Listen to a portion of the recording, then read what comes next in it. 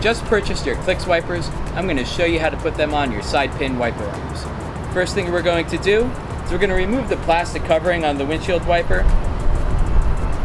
We do put a graphite coating on our wiper blades. It helps performance and reduces friction during operation. All right. Next thing we're going to do is we're going to install the adapter to the wiper blade.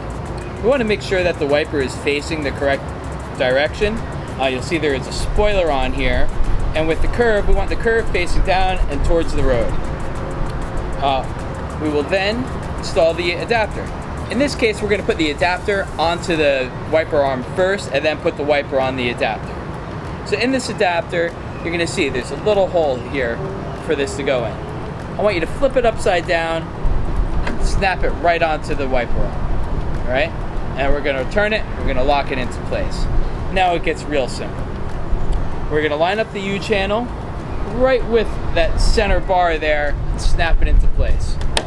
You'll hear a good click. Hence, Clix wipers.